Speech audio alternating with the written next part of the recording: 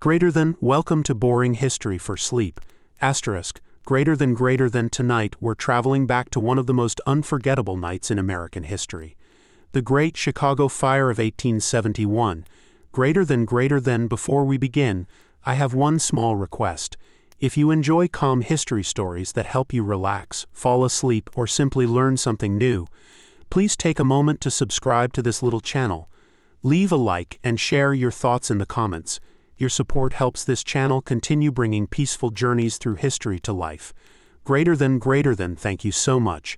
Greater than now, dim the lights, get comfortable, and let your imagination carry you back to the bustling wooden streets of 19th century Chicago. Greater than, long before skyscrapers reached into the clouds, before electric lights filled the skyline, Chicago was a fast-growing city built largely from wood. It was a place of hope, hard work, crowded neighborhoods, and endless opportunity. But in October of 1871, a single disaster would transform the city forever. Greater than, this is the story of the Great Chicago Fire. Imagine waking up in Chicago on the morning of October 8, 1871. The air is unusually warm for early autumn. The streets are already busy long before sunrise. Horses pull heavy wagons over rough wooden roads. Merchants unlock the doors to their shops, and factory whistles echo across the growing city. Chicago is one of the fastest-growing cities in America. Just 40 years earlier, it was only a small settlement. Now more than 300,000 people, call it home. Every week new families arrive, hoping to build better lives. Immigrants from Ireland, Germany, Sweden, Poland, and many other countries fill the neighborhoods with different languages, traditions, and dreams. The city never seems to sleep. Freight trains arrive throughout the day. Ships unload goods along the river. Blacksmiths hammer glowing iron. Bakers prepare fresh bread before dawn. Children hurry through crowded streets while workers disappear into factories, warehouses, and lumber yards. Opportunity is everywhere. But hidden beneath Chicago's success is a dangerous secret. Almost everything is made of wood. The sidewalks are wooden. Many roads are covered with wooden blocks. Thousands of homes are built from dry timber. Fences, sheds, warehouses, barns, bridges, even entire neighborhoods are made from wood. Years of rapid construction have transformed Chicago into what some people quietly call a city waiting for a spark. The summer of 1871 has been especially harsh. Rain has become rare. Grass has turned brown. Trees have dried out. The wooden buildings bake beneath weeks of hot sunshine, becoming drier with every passing day. Even small fires have become common. Firefighters have already responded to hundreds of blazes during the year. Most are stopped before spreading very far. People have grown used to hearing fire bells. They believe the next fire will also be controlled. Few realize that history is quietly moving toward one unforgettable night. As the sun slowly rises higher above Chicago, families continue their ordinary routines. Children laugh, shopkeepers greet customers, carpenters continue building new homes, steam locomotives whistle in the distance. No one knows that before another sunrise, thousands of lives will change forever. The Great Chicago Fire has not yet begun, but the city is already standing on the edge of history. The disaster that changed Chicago did not begin on a single evening. In many ways, it had been quietly building for months. Throughout the summer of 1871 the weather refused to cooperate. Week after week, the skies remained clear. Clouds drifted overhead without bringing meaningful rain. The ground slowly hardened beneath the hot sun. Parks that were once green became dusty. Small streams shrank. Gardens struggled to survive. Farmers around northern Illinois watched their crops with growing concern. But inside Chicago, daily life continued almost as normal. The city's rapid expansion left little time for worry. New buildings appeared every week. Lumber yards remained busy from sunrise until sunset. Carpenters worked tirelessly, raising homes, stores, hotels, churches, and warehouses. Wood was everywhere because it was affordable, it was easy to transport, it was easy to cut, and it allowed Chicago to grow faster than almost any other American city. Yet every new wooden building quietly added more fuel to an invisible danger. By early October, nearly every piece of exposed timber had become painfully dry. Wooden fences cracked under the heat. Roof shingles became brittle. Even piles of firewood stacked beside homes felt lighter than usual. The city had become a giant collection of dry wood waiting for the wrong moment. The firefighters understood this better than anyone. Their job was exhausting. Fire alarms rang almost every day. Most fires were small. A kitchen accident, a chimney spark, a careless lantern. Usually the fire brigades arrived quickly enough to stop disaster before it spread. Each successful response gave the city confidence. People believed Chicago could always handle another fire, but confidence can sometimes become dangerous. On the evening before the Great Chicago Fire, firefighters had already spent hours battling another large blaze elsewhere in the city. The exhausting battle left many men tired. Their horses were worn out, equipment needed repairs. No one imagined they would soon face something far worse. As darkness slowly approached on Sunday, October 8th, families gathered for supper. Church bells echoed across quiet neighborhoods. Children prepared for another school day. Merchants closed their shops. Smoke curled peacefully from hundreds of chimneys. Everything seemed ordinary.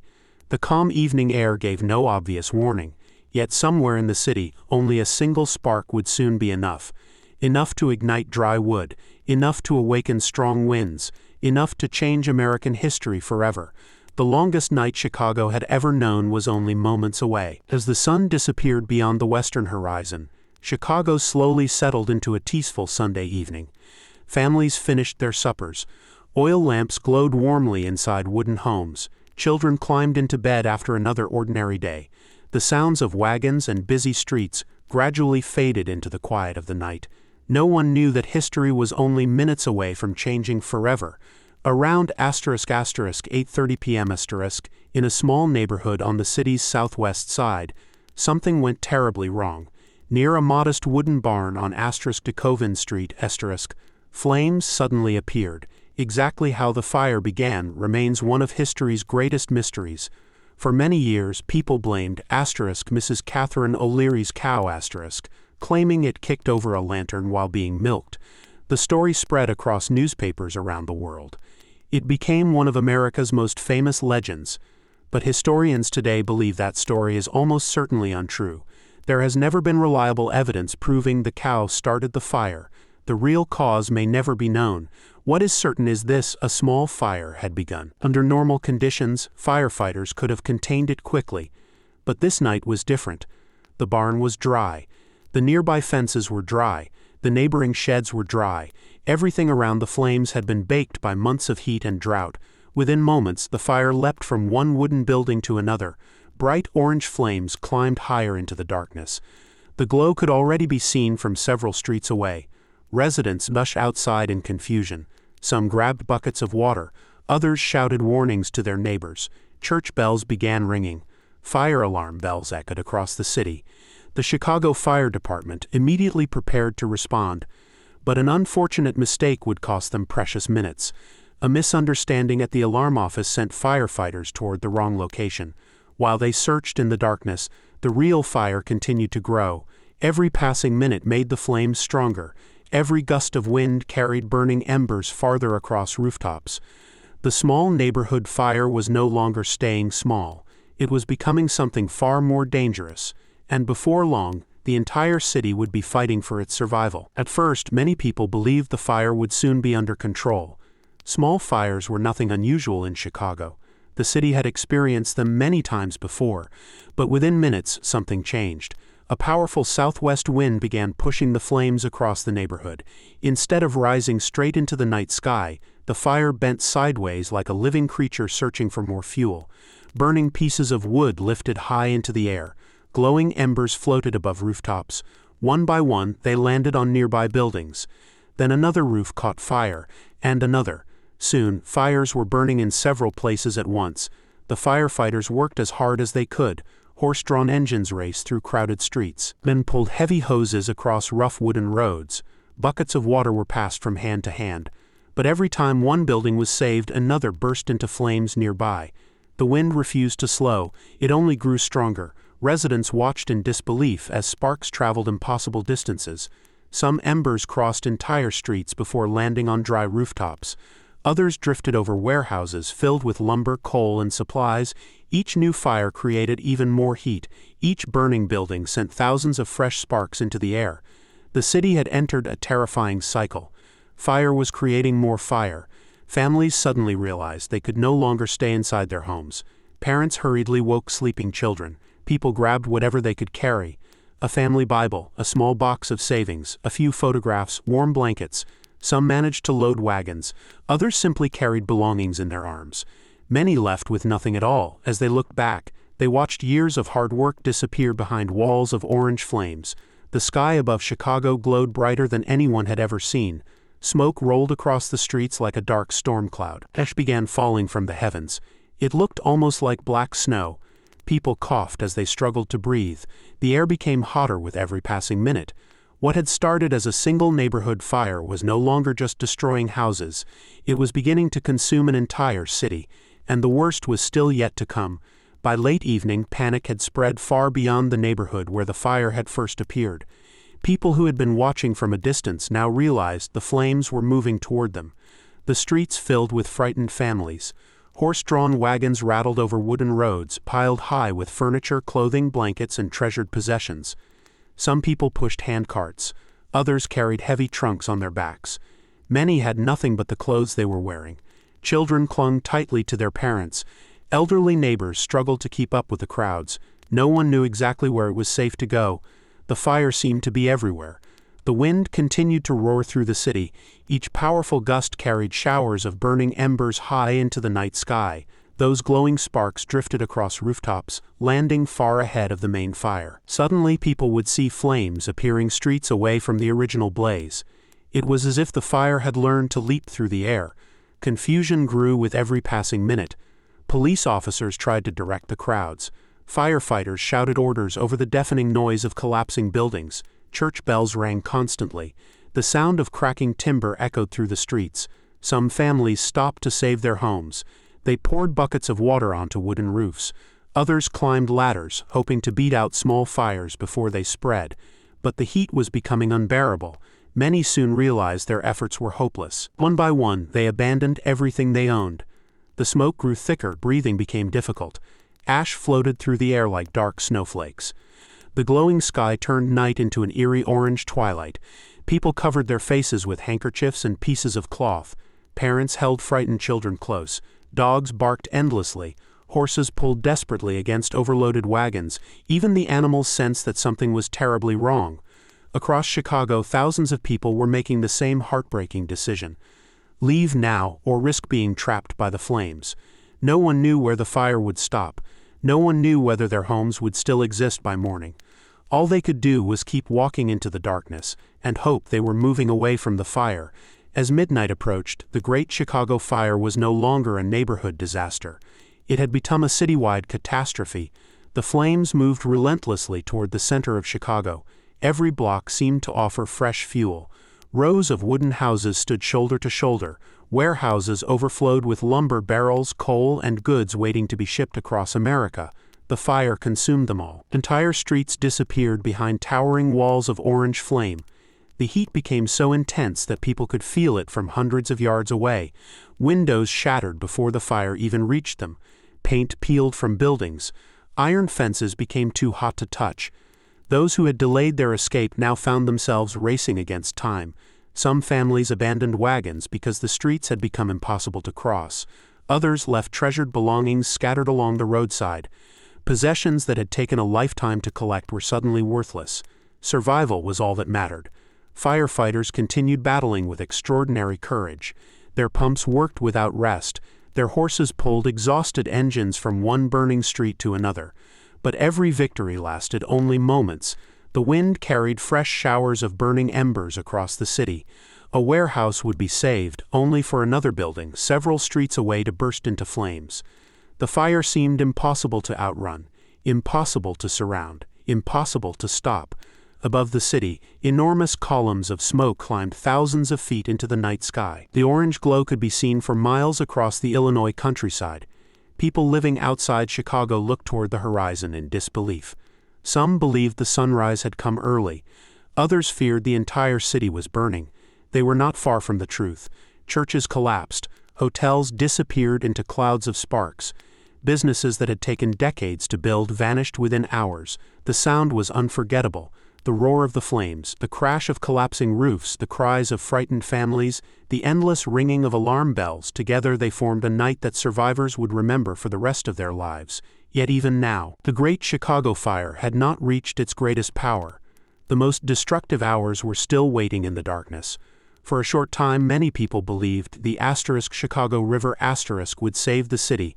The river was wide, its water separated neighborhoods. Surely, people thought, the fire could not cross such a barrier.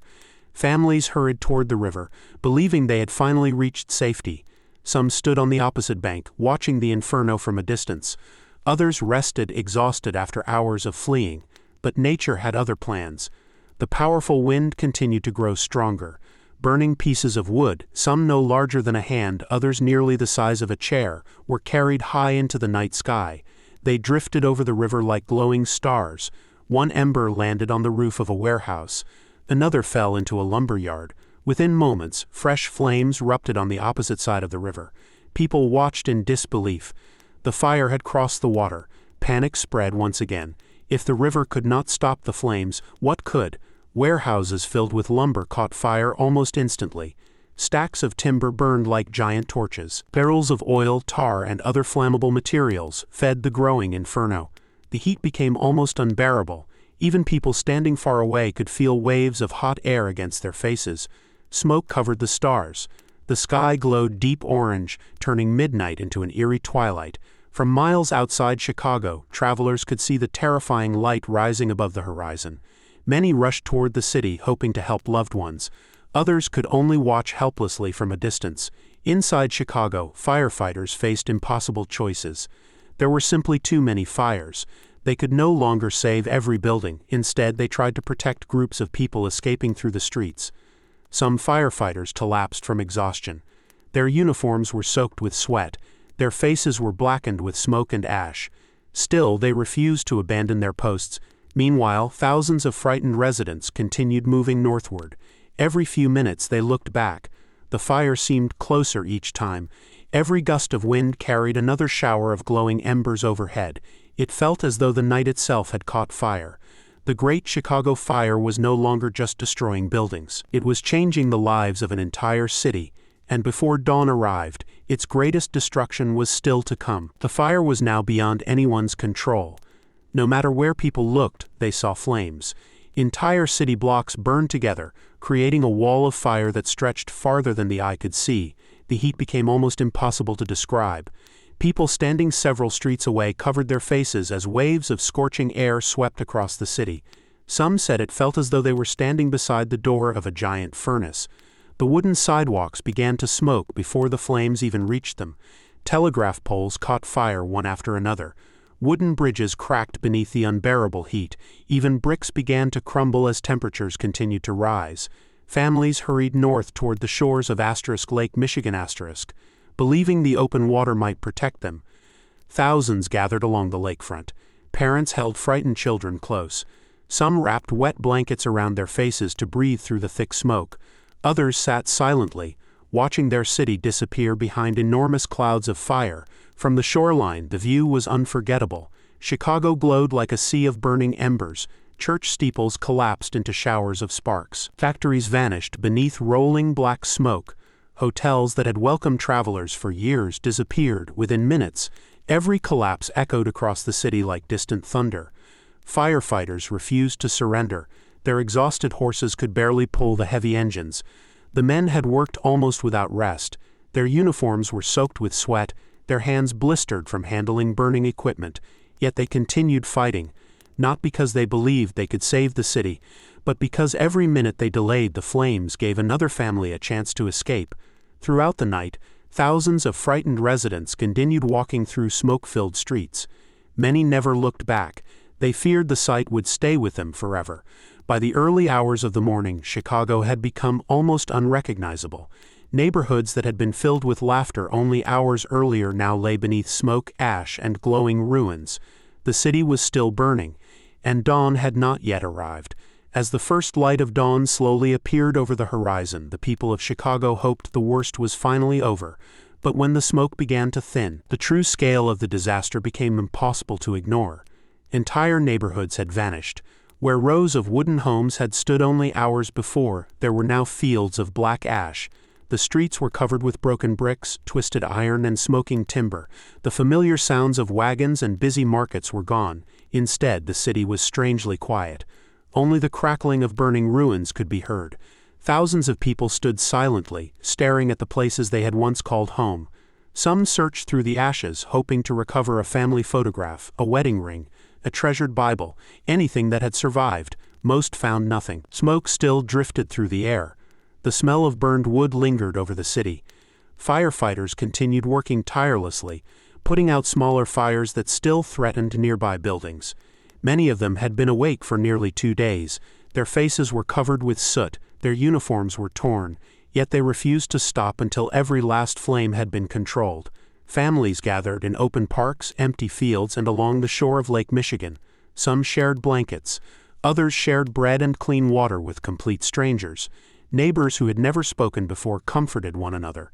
In the middle of overwhelming destruction, acts of kindness quietly appeared everywhere.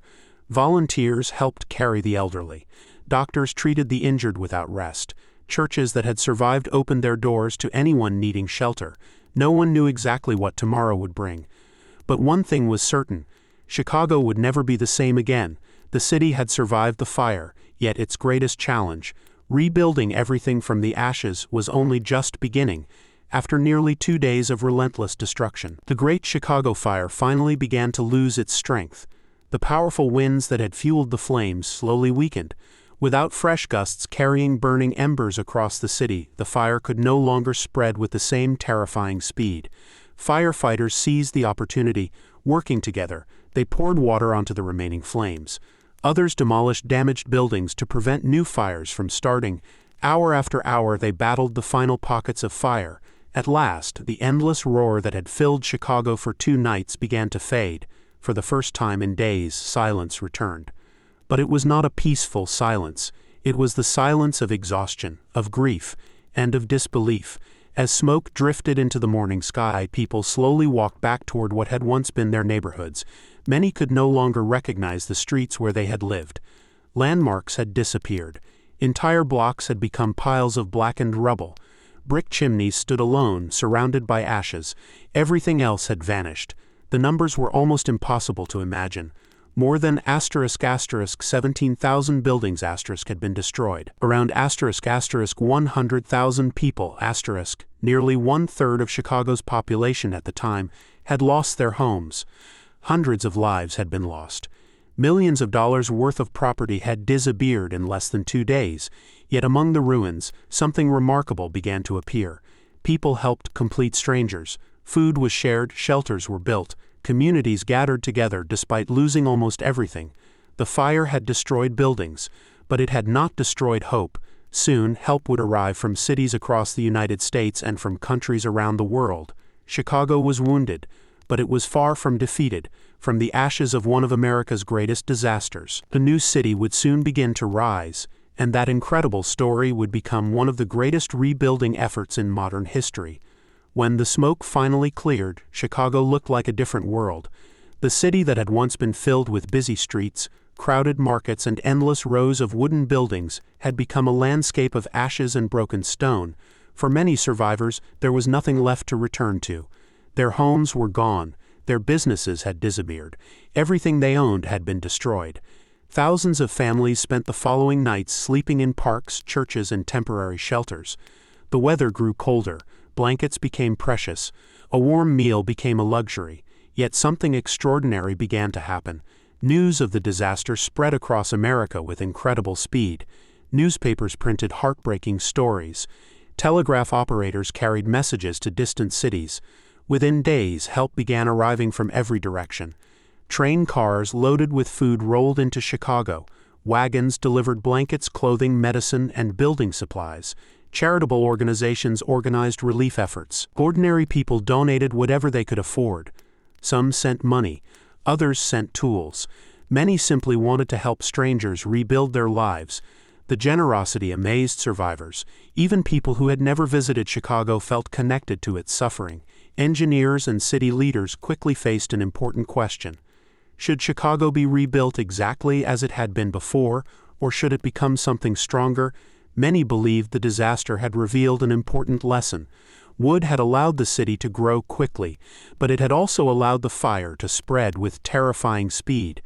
Slowly, new building rules were introduced. More buildings would be made from brick, stone, and iron. Wider streets would improve safety. Modern construction methods would reduce the danger of another catastrophe. The Great Chicago Fire had destroyed much of the city, but it had also changed the future of American architecture forever. From unimaginable loss, a stronger Chicago was beginning to emerge, and before many years had passed, the city would once again become one of the greatest in the world. The Great Chicago Fire did more than destroy a city. It changed the future of America. Before the fire, many growing cities across the country looked much like Chicago. Wooden homes stood close together. Narrow streets wound between crowded neighborhoods. Fire safety rules were often limited or poorly enforced. The disaster of October 1871 forced city leaders everywhere to ask an important question. Could this happen again? Across the United States, architects, engineers, and government officials carefully studied what had happened in Chicago. Many cities introduced stricter building codes. Brick and stone became far more common in important buildings. Fire-resistant materials slowly replaced wood in busy commercial districts. Water systems were expanded. Professional fire departments received better equipment and training. The lessons learned in Chicago spread far beyond Illinois. Meanwhile, the people of Chicago refused to give up. Construction crews worked day after day. New streets appeared. Modern buildings rose from empty foundations. Businesses reopened. Schools welcomed children once again. Railroads returned. Trade resumed. The sound of hammers replaced the sound of collapsing walls. Visitors who returned only a few years later could hardly believe their eyes. A city that had seemed completely destroyed was alive again. Even more remarkable, it was growing faster than before. Only 2 decades later, Chicago amazed the world by hosting the **1893 World's Columbian Exposition **, welcoming millions of visitors from around the globe. The city had transformed tragedy into determination. Today, the Great Chicago Fire is remembered not only because of the destruction it caused, but because of the extraordinary courage shown by ordinary people. Firefighters who never stopped working, families who helped strangers, neighbors who shared their last meal, builders who refused to abandon their city. Their resilience became part of Chicago's identity. The fire left scars, but it also left a powerful reminder, even after unimaginable loss. Hope can rebuild what flames destroy.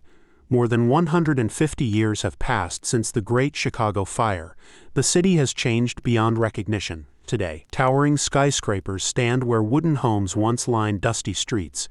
Millions of people walk through modern neighborhoods that were rebuilt from the ashes of 1871. Visitors admire Chicago's beautiful skyline. They cross bridges over the Chicago River. They explore museums, parks, and historic landmarks. Few realize they are standing where one of America's greatest urban disasters once unfolded, yet the memory of the fire has never completely disappeared. Historians continue to study every detail. They examine old maps, read personal diaries, search newspaper archives, and preserve the stories of those who lived through those unforgettable days. One famous legend still survives. For generations, many people believed that Mrs. Catherine O'Leary's cow kicked over a lantern and started the fire. The story became one of the best-known tales in American history, but modern historians agree there is no reliable evidence proving that happened. The exact cause of the Great Chicago Fire remains unknown. Sometimes, history leaves behind mysteries that may never be solved. What is remembered with certainty is something far more important: the bravery of the firefighters, the kindness of strangers helping strangers, the determination of thousands of ordinary people who refused to surrender after losing everything. Their courage became part of Chicago's story, not the fire itself, but the people who survived it. Their strength reminds us that cities are not only built from stone, steel, and brick. They are built by people. And as long as people remain hopeful, even the greatest disasters can become the beginning of a new chapter. The Great Chicago Fire was not simply the end of one city. It became the beginning of another. Our journey through the Great Chicago Fire now comes to an end. The flames have long since disappeared. The smoke has faded into history. The frightened voices that once filled the streets have become silent memories. Yet the story remains, not because of the destruction, but because of what came afterward. History often remembers great disasters, but just as important are the people who quietly rebuilt their lives after the headlines were gone. The families who started over with almost nothing, the workers who cleared away mountains of ashes, the builders who laid the first new bricks, the firefighters who continued protecting the city long after the flames were gone. Each of them became part of Chicago's remarkable recovery. Today, when people look across Chicago's famous skyline, they see one of the world's greatest cities. Glass towers reflect the morning sun, boats move peacefully along the Chicago River. Parks are filled with laughter. Trains cross bridges that connect neighborhoods once divided by fire. Life continues. Few visitors realize how much courage lies beneath the streets they walk every day. The Great Chicago Fire reminds us that history is never only about buildings.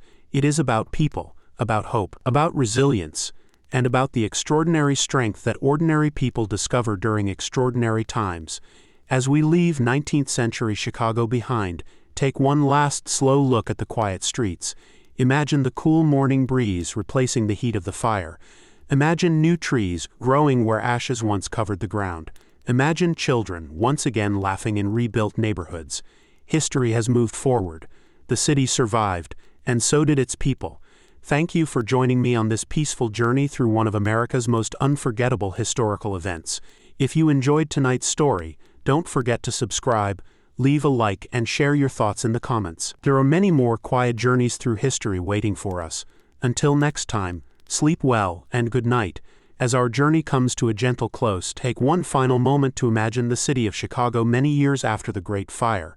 The streets are peaceful once again. The smoke has disappeared. The sound of hammers has faded into the past. Morning sunlight shines across new brick buildings. Children laugh in the distance. Shopkeepers open their doors. Boats drift quietly along the Chicago River. The city is alive again. It is difficult to believe that this same place once stood beneath towering walls of fire. History has a remarkable way of healing. Time cannot erase the past, but it can soften its sharpest edges. The Great Chicago Fire reminds us that even the darkest nights eventually give way to morning. Every generation faces its own challenges. Every city experiences moments of hardship. Yet again and again, people rebuild. They help one another. They begin again.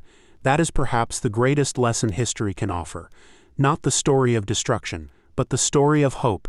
As you settle in for sleep, allow the noise of the modern world to slowly drift away. Imagine yourself walking quietly through the rebuilt streets of 19th century Chicago. The evening air is cool. Gas lamps glow softly beside peaceful roads. A gentle breeze carries the scent of fresh timber and newly planted trees. The city rests, and now perhaps it is time for us to rest as well. Thank you for spending this quiet evening with *Boring History for Sleep. If you enjoyed this peaceful journey through history, your support means more than you know. A simple asterisk like asterisk, subscribe asterisk, and asterisk comment asterisk helps this small channel continue sharing calm stories from the past with people around the world. Until our next journey, take care of yourself, sleep peacefully, and good night. Before we quietly leave the past behind, let us pause for one final reflection. History is often remembered through dates, through famous names, through battles and disasters. But behind every page of history, there were ordinary people, parents, children, shopkeepers, carpenters, teachers, firefighters, people who never expected to become part of history. On the evening of October 8, 1871, most believed tomorrow would be just another ordinary day. They finished supper, locked their doors, put their children to bed, made plans for the coming week. They had no idea that by sunrise their world would be completely different. Perhaps that is why stories like the Great Chicago Fire still matter today. They remind us that life can change without warning, but they also remind us of something even more important. Human kindness survives. Neighbors help neighbors. Strangers become friends. Communities rebuild. Hope returns. Chicago did not become famous because it burned.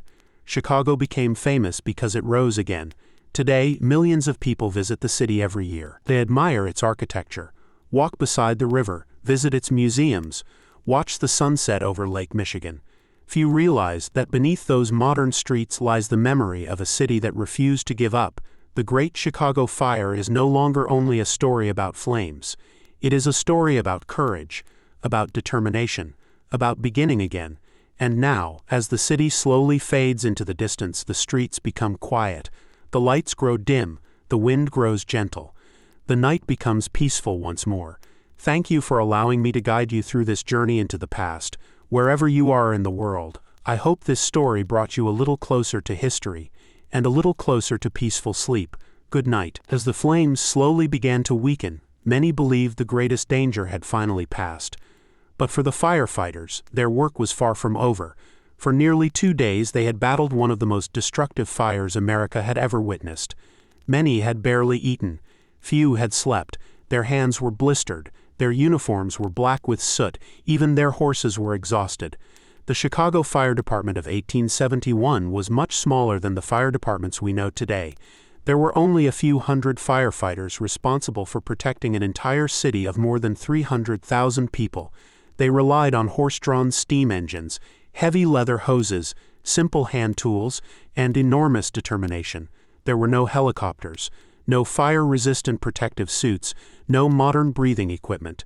Every step toward the flames placed their lives in danger. As buildings collapsed without warning, firefighters often had only seconds to escape. Some narrowly avoided falling walls. Others were forced to abandon valuable equipment simply to survive. Yet they continued, not because they believed they could save every building, but because they hoped to save every life they could. Throughout the disaster, many firefighters worked until they could no longer stand. Fresh crews were difficult to organize. Communication across the burning city had nearly collapsed. Smoke covered entire neighborhoods. Roads became blocked with fallen buildings and abandoned wagons. Finding the next fire was often as difficult as fighting it. Despite these impossible conditions, the firefighters refused to surrender. Some helped frightened children reach safety. Others guided elderly residents through smoke-filled streets. Many stayed behind long after civilians had escaped, protecting hospitals, churches, and emergency shelters. Their bravery received little attention during the chaos itself. There was simply too much happening, but in the years that followed, the people of Chicago remembered. The Great Fire destroyed thousands of buildings, yet countless lives were saved because ordinary firefighters chose courage over fear. Their names may not all appear in history books, but without them, the tragedy would almost certainly have been even greater. As dawn slowly returned to the city, those exhausted men finally lowered their hoses, knowing they had given everything they possibly could. When the flames finally began to fade, another difficult journey was only beginning. Across Chicago, thousands of families had become separated. In the confusion of the evacuation, parents had lost sight of their children. Brothers searched for sisters. Neighbors searched for neighbors. Friends wandered through the smoke, calling familiar names that received no answer. The streets were crowded with people carrying almost nothing. Many had escaped with only the clothes they were wearing. Some carried babies wrapped in blankets. Others led frightened children by the hand. Everyone looked exhausted. No one knew exactly where their loved ones had gone. Temporary shelters quickly appeared across the city. Churches opened their doors. Schools became emergency shelters. Public parks filled with tents and makeshift camps. Everywhere, people searched the crowds hoping to recognize a familiar face. Sometimes, a family would suddenly spot one another across a crowded square. A mother would run toward her child. An elderly father would embrace his son. Neighbors who believed each other lost forever would meet again. These joyful reunions brought moments of hope to a city overwhelmed by sorrow. But not every search ended happily. Many waited for hours, then days, still hoping someone would appear. Lists of missing people were posted wherever paper could be found. Volunteers walked from shelter to shelter comparing names. Newspapers published long columns describing missing family members. The entire city seemed to be searching. Despite the heartbreak, something remarkable happened. Strangers helped complete strangers. Families who still had food shared it freely. People offered blankets to those with nothing. Children who had become separated from their parents were cared for until their families could be found. In the middle of unimaginable destruction, compassion spread faster than fear. The Great Chicago Fire had taken away homes, businesses, and treasured possessions, but it also revealed something impossible to burn: the kindness of ordinary people. And for many survivors, that kindness became the first step toward rebuilding not only their city, but their lives. As the fire finally died away, Chicago faced a new challenge. Tens of thousands of people had nowhere to live. Their homes were gone. Their neighborhoods had disappeared. Everything they had owned had been left behind in the ashes. Across the city, large open spaces quickly became temporary refuge camps. Parks filled with rows of canvas tents. Wooden shelters were built as quickly as possible. Church halls became crowded sleeping quarters. Schools and public buildings welcomed anyone who needed protection from the cold autumn nights. Families who had once lived in comfortable homes now slept side by side on simple blankets spread across wooden floors. Privacy no longer existed. Every family shared the same uncertain future. The mornings began quietly. Volunteers walked through the camps carrying baskets of fresh bread. Large iron kettles simmered over open fires, preparing warm soup for thousands of hungry people. Children gathered around the cooking fires, grateful for even the simplest meal. Water became one of the most valuable supplies. Workers hauled barrels from safe wells throughout the city. Doctors warned people to boil drinking water whenever possible to prevent disease. Keeping the camps clean became just as important as providing food. Doctors and nurses worked from sunrise until long after sunset. Many treated burns. Others cared for people suffering from smoke inhalation or exhaustion. Medicines were limited. Bandages were precious. Still, they continued helping everyone who arrived. The nights were especially difficult. Cool winds swept across the camps from Lake Michigan. Parents wrapped children in every blanket they could find. Some families gathered around small campfires, quietly telling stories to comfort frightened children before sleep. Others simply looked toward the dark skyline, wondering what tomorrow might bring. Yet, despite the hardship, hope slowly returned. Each morning brought new wagons filled with supplies. Fresh volunteers arrived. Builders began planning new homes. Neighbors introduced themselves to people they had never met before. In those simple camps, a new community quietly began to grow. The Great Chicago Fire had taken away nearly everything, but it could not destroy the human desire to help one another. And from those temporary shelters, the long journey toward rebuilding Chicago truly began. As the days passed after the Great Chicago Fire, survival became the city's greatest challenge. The flames had disappeared, but thousands of people still faced a difficult question every morning. Where would today's food come from? Many grocery stores had burned. Markets had disappeared. Warehouses that once held flour, meat, and vegetables had been reduced to ashes. Families who had escaped with only the clothes they were wearing had nothing left to eat. Yet almost immediately, help began to arrive. Neighboring towns sent wagons filled with bread. Farmers donated fresh vegetables. Bakers worked through the night, preparing thousands of loaves for people they had never met. Every meal became an act of generosity. Long lines formed outside relief kitchens. Volunteers carefully filled bowls with warm soup. Fresh bread was handed to children first. No one asked whether a family was rich or poor before the fire. Everyone stood together. Everyone waited together. Everyone hoped together. Clean water was just as important. Workers repaired damaged wells and water pumps as quickly as they could. Large wooden barrels were rolled into the camps each morning. People patiently filled buckets and clay jugs, grateful for something as simple as a drink of fresh water. Doctors reminded families to keep their drinking water clean. Preventing illness was now almost as important as rebuilding homes. Across the city, ordinary acts of kindness became part of daily life. A woman shared her blanket with a stranger. A carpenter repaired a broken wagon without asking for payment. A blacksmith fixed damaged tools so builders could begin working again. Children collected firewood for elderly neighbors. People who had lost everything still found ways to help others. These small acts rarely appeared in newspapers. There were no photographs to capture them, yet they became some of the most important moments in Chicago's recovery. The Great Fire had destroyed buildings, but it could not destroy compassion. In many ways, the city became stronger because its people stood together, and as each new sunrise arrived, hope quietly grew alongside the determination to rebuild a better Chicago. As the smoke slowly lifted above Chicago, the news of the disaster began spreading across America. In 1871, there was no television, no internet, no social media. People learned about great events through newspapers, letters, and the telegraph. Even while parts of Chicago were still smoking, telegraph operators worked tirelessly to send messages to cities across the nation. Short reports traveled from Chicago to New York, Boston, Philadelphia, St. Louis, and far beyond. The messages were brief. A terrible fire. Thousands homeless. The city devastated. Within hours, newspapers printed special editions. Crowds gathered outside newspaper offices to read the latest headlines. Many people could hardly believe what they were reading. One of America's fastest-growing cities had been nearly destroyed. Reporters described endless streets covered in ashes. They wrote about exhausted firefighters, families sleeping beneath open skies, children searching for parents, churches offering shelter, neighbors sharing food with strangers. Although early reports sometimes contained mistakes, the overall picture was clear.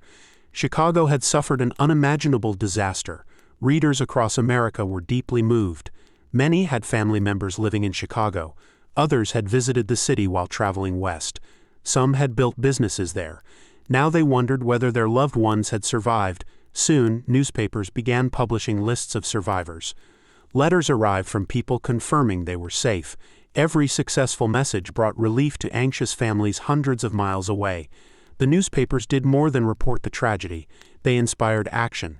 Editors encouraged readers to donate money. Churches organized collections. Businesses offered supplies. Entire communities gathered food, clothing, blankets, and medicine. The printed words reached millions of people, and those words inspired thousands to help. For many Americans, the Great Chicago Fire became more than a distant news story.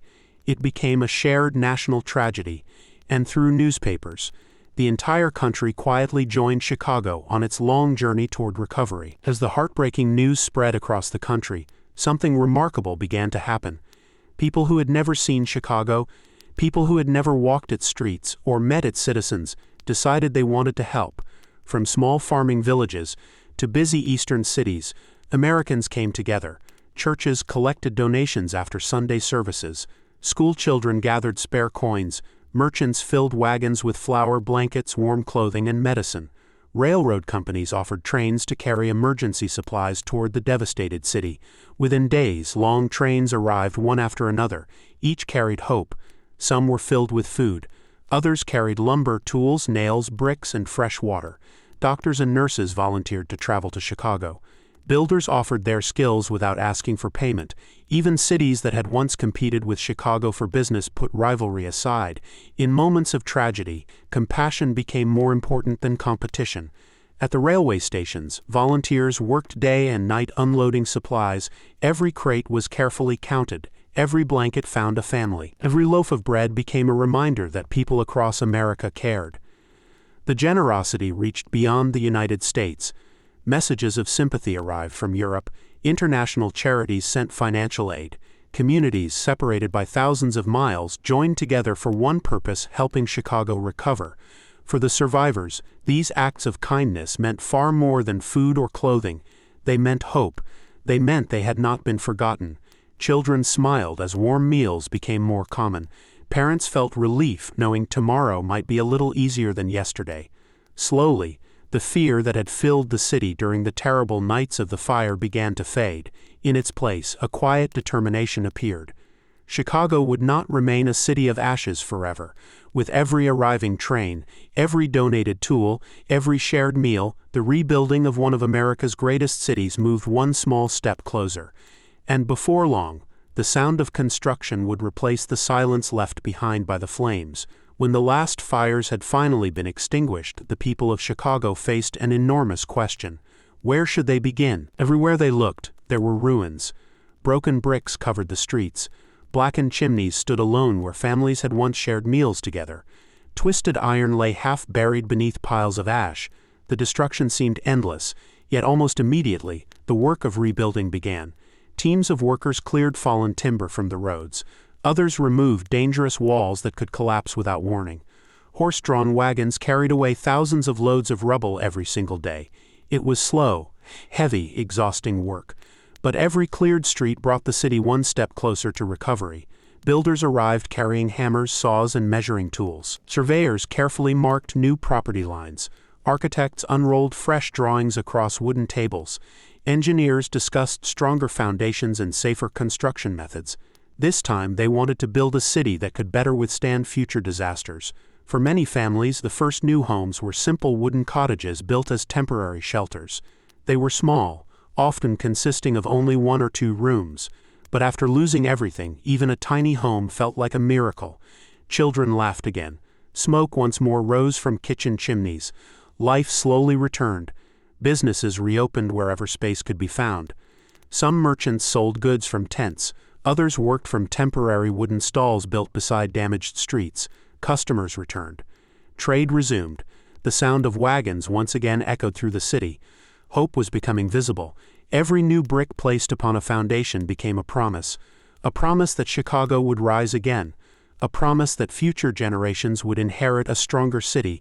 The Great Fire had erased much of old Chicago, but it had also created an opportunity to build smarter, safer, and stronger than ever before. The city that would emerge from the ashes would soon become one of the greatest engineering achievements in American history. As the rebuilding continued, city leaders knew they could not simply recreate the Chicago that had burned. The Great Fire had taught a painful lesson. A city built mostly from dry wood could disappear in only a matter of hours. If Chicago was to survive the future, it had to change. Engineers, architects, and government officials gathered to discuss new building rules. These conversations would shape the city's future for generations. One important decision quickly became clear. In the busiest parts of the city, wood would no longer be the first choice. Instead, builders increasingly turned to brick, stone, and iron. These materials were more expensive. They required greater skill to work with, but they were far more resistant to fire. New building regulations encouraged stronger construction. Roofs became safer. Walls became thicker. Important public buildings were designed with fire protection in mind. The streets also changed. Some roads were widened. Open spaces were carefully planned. Firefighters would have better access if another emergency ever occurred. Water systems were expanded. Additional hydrants were installed throughout growing neighborhoods. The fire department also began improving its equipment. New steam-powered engines arrived. Communication methods slowly became more organized. Every lesson learned from the Great Fire became part of the city's future. Construction never seemed to stop.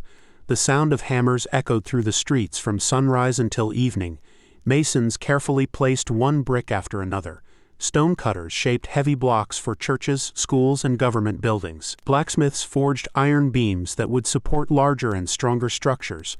Day by day, the skyline slowly changed. People walking through the city could already see the difference.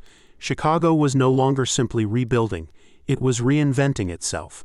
The tragedy of 1871 had forced difficult decisions, but those decisions would help create one of the safest and most modern cities of its time. From ashes, a stronger Chicago was beginning to rise, and its greatest achievements were still waiting in the years ahead. As Chicago continued to rebuild, the city was no longer thinking only about replacing what had been lost. Its leaders began asking a new question. What if Chicago could become even greater than before? The answer would change architecture forever. The fire had cleared large sections of the city. Entire blocks now stood empty, waiting for new ideas. Architects saw an opportunity unlike any they had ever known. Instead of repeating the past, they looked toward the future. New engineering methods were being developed. Iron frames became stronger. Steel, still a relatively new building material, was beginning to prove its value. These innovations made something remarkable possible. Buildings no longer had to remain only 2 or 3 stories tall. They could rise much higher into the sky. At first, many people doubted such buildings would be safe. Could a taller structure survive strong winds? Would it collapse under its own weight? Engineers carefully tested every new design. Each successful building gave people more confidence. Chicago became a giant workshop for architectural ideas. Builders experimented with stronger foundations. Large glass windows allowed more sunlight into offices. Elevators became more reliable, making upper floors practical for businesses. Slowly, the city began reaching upward instead of outward. Visitors arriving by train watched the skyline grow taller each year. They saw cranes lifting enormous iron beams, stonemasons shaping elegant buildings, carpenters, blacksmiths, and engineers working side by side. Every new structure represented more than business. It represented hope. it represented confidence. It represented a city that refused to let tragedy define its future. Although the famous skyscrapers would not appear overnight, the rebuilding that followed the Great Chicago Fire laid the foundation for what would come next. Many historians believe that without the fire, Chicago might never have become the architectural capital it is remembered as today. From destruction came innovation. From innovation came inspiration. And before long, cities around the world would begin looking to Chicago for ideas about the future of urban life. The flames of 1871 had disappeared, but the changes they inspired would last forever. Only 22 years after the Great Chicago Fire, the world returned to Chicago. In 1893, the city welcomed millions of visitors to an event known as the World's Columbian Exposition. Few could believe what they were seeing. The same city that had once been covered in smoke and ashes now stood as one of the most modern cities on Earth. Grand white buildings reflected in peaceful lagoons. Wide boulevards welcomed visitors from around the world. Electric lights illuminated the fairgrounds after sunset, creating a sight many people had never witnessed before. For countless visitors, it felt almost magical. The exposition celebrated 400 years since Christopher Columbus's voyage to the Americas. But for Chicago, it meant something even more personal. It was proof that the city had recovered. Architects designed magnificent exhibition halls. Engineers demonstrated remarkable new inventions. Artists displayed paintings and sculptures from many nations. Musicians performed for enormous crowds. Families wandered through gardens filled with flowers and fountains. Children rode the world's first Ferris wheel, which had been built especially for the fair. It quickly became one of the exposition's greatest attractions. Visitors looked across the skyline in amazement. Only a generation earlier, many of these streets had been buried beneath the ruins of the Great Fire. Now, Chicago had become a symbol of determination and progress. Newspapers around the world praised the city's transformation. People no longer spoke only about the terrible disaster of 1871. Instead, they admired the remarkable city that had risen from its ashes. The Great Chicago Fire had once made international headlines because of destruction. Now, Chicago made headlines because of innovation. Its recovery inspired other cities facing disasters of their own. The message was simple. Even after overwhelming loss, a community united by hope and hard work can achieve extraordinary things.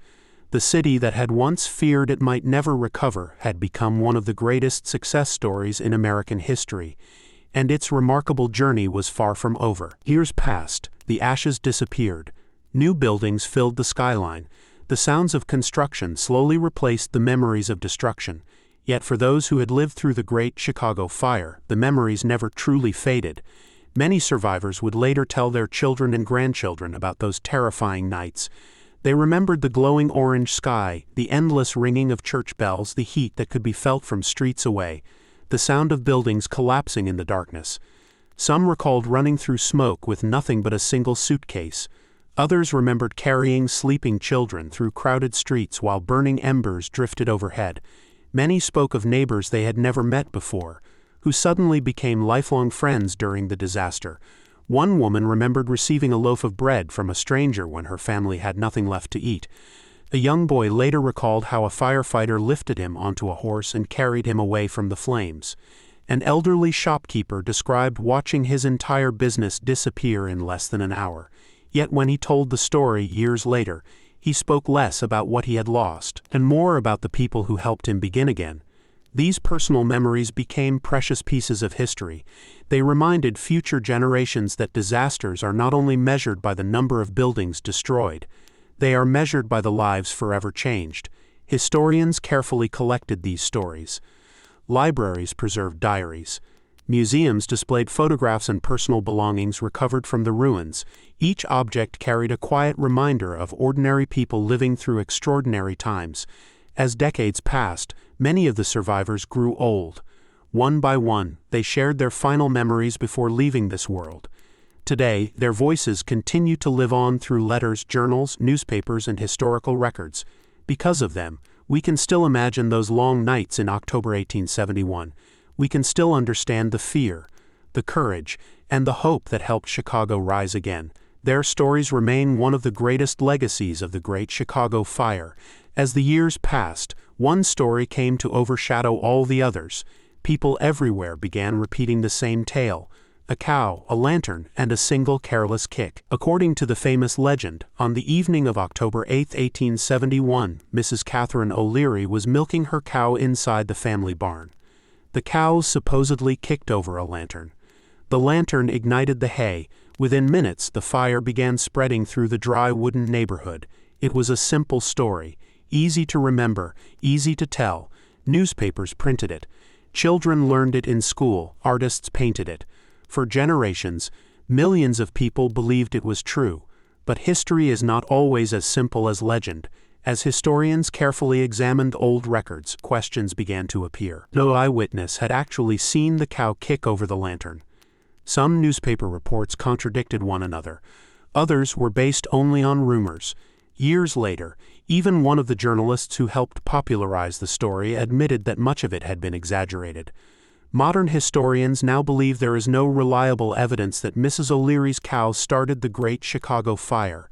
The true cause remains unknown. It may have been an accident. It may have involved another person. Or it may simply be a mystery that history can no longer solve. Sadly, the famous legend had serious consequences. Mrs. Catherine O'Leary became unfairly blamed for one of America's greatest disasters. For many years, her family lived with criticism they may not have deserved. Today, historians try to separate fact from fiction. Instead of repeating old myths, they focus on the evidence that still survives. Sometimes, history leaves us with unanswered questions, and perhaps that is perfectly normal. Not every mystery can be solved, but one fact has never changed. Regardless of how the fire began, it forever changed the city of Chicago and the course of American history. More than a century and a half has passed since the Great Chicago Fire changed the course of history. During that time, historians, archaeologists, engineers, and researchers have continued searching for answers. They have studied old maps, examined photographs, read thousands of letters, compared newspaper reports, and carefully analyzed official records preserved from 1871. With every new discovery, our understanding of the fire has become clearer. Today we know that Chicago was facing one of the driest periods in its history. Months without significant rain had left buildings, fences, sidewalks, and warehouses dangerously dry. Nearly every neighborhood contained large amounts of exposed timber. The city had become highly vulnerable to fire long before the first flames appeared. Researchers also understand that strong winds played an enormous role. The fire did not spread simply because buildings were close together. The wind carried burning embers across streets, over rooftops, and even across the Chicago River. This allowed entirely new fires to begin far ahead of the main blaze. Modern fire scientists have recreated the disaster using computer models. These simulations help explain how extreme heat, dry weather, and powerful winds combine to create what experts call a firestorm. Such conditions are rare, but when they occur, they can overwhelm even the most prepared communities. Historians have also corrected many stories that were once accepted as fact.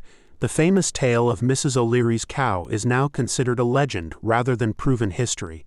Other myths have also been carefully examined and set aside, instead of relying on rumors. Researchers now focus on eyewitness accounts, official documents, and physical evidence.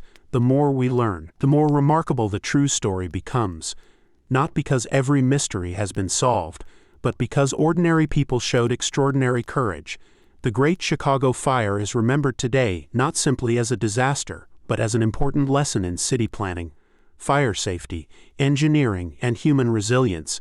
Even after more than 150 years, its story continues to teach, to inspire, and to remind us how quickly the course of history can change. As the years turned into decades, the Great Chicago Fire became more than a historical event. It became a lesson studied by architects, firefighters, engineers, and city planners around the world.